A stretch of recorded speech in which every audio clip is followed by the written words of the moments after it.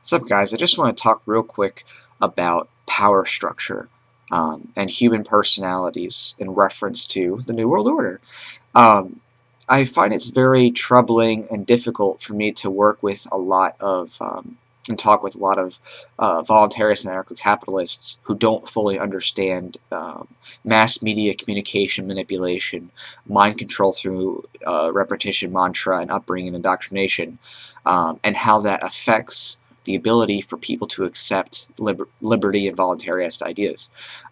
Specifically, what I'm talking about is in the Myers-Briggs type indicator test. If you're not familiar with that, Google it. It's a really awesome way to kind of demonstrate the different personality types people have. If you look at that, just kind of to the chase, you'll see that there's many different types of people across the board. Wow, not a surprise. But there's many people who require leadership or a higher power or authority for them to change their minds. It requires, opinion leader shaping. And Edward Bernays in his book Propoganda in the late 1920s wrote about this. He was, one of the first people to really delve into the idea of who controls public thought and opinion. And he, I think, nails it on the head when he says that you have to be able to reach people from the opinion influencers. If you're going to change things, you got to figure out who makes the big decisions at the top that leads other people to buy into it.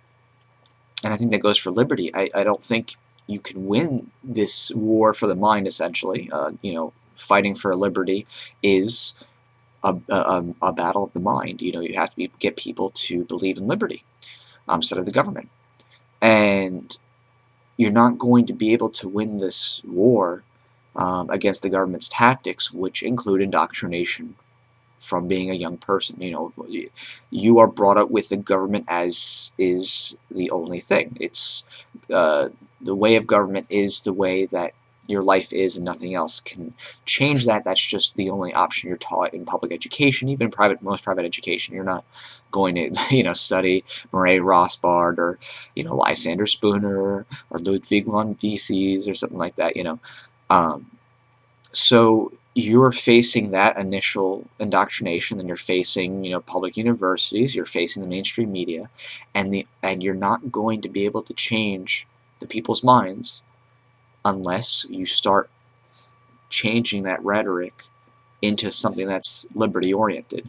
And I don't think enough people appreciate the gravity of that. Not enough people, a lot of the libertarian or voluntarist people are rational types. They're NTs, in other words, they're more intellectual, more rebellious.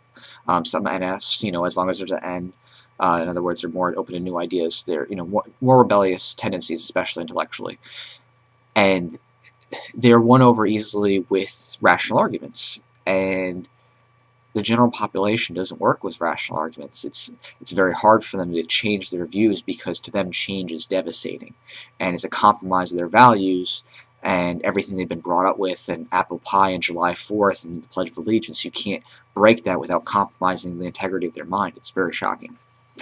And so what people have to be taught is just basically retaught just the same ways that they have been taught the first time, but this time instead of having everything mandatory and forceful, it has to just be preached like the pulpit. And I think that's one thing that Ron Paul, for example, does, is he uses the pulpit to preach liberty, and we need more people who are liberty minded actually vocalizing the principles of liberty from every pedestal that there is out there. I mean, that includes heads of corporations, heads of other big businesses, heads of media outlets. We need to get liberty-oriented people at the top of those organizations, or at higher management, where they can speak out about liberty, because it requires, in a lot of cases, unfortunately, people can't do independent intellectual thinking. If there isn't a collective aspect about it, they can't on their own say, oh my gosh, what I've been taught and learning is hypocritical, it's internally conflicting. It's basically getting you to buy a double speak in your mind, and you can't undo that type of literal mind manipulation unless you use the same tactics. It's like being a zombie and getting an antidote. You have to use liberty from the administered from the same height as tyranny was originally administered, because that's the only way the person will be like, oh, okay, I guess that's legitimate because X government person said it, or X head of the teachers board said it, or X corporate guy said it. So, you know, it's just my one frustration with a lot of the liberty movement is that they miss the unfortunate reality that most people are not going to just get a rational argument and have them won over that way. They're not going to do that.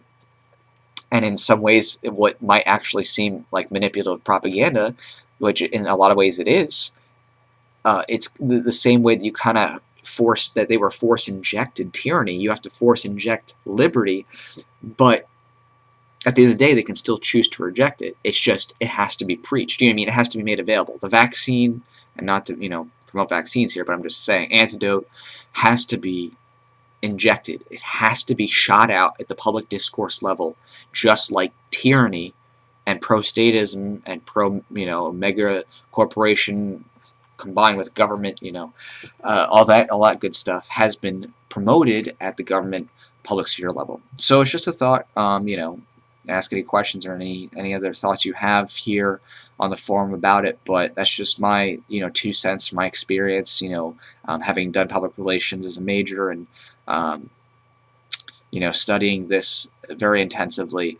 You know, it's just, it doesn't work unless you have the top-down promulgation of liberty, like many people were indoctrinated into tyranny. So, all right, take care and God bless.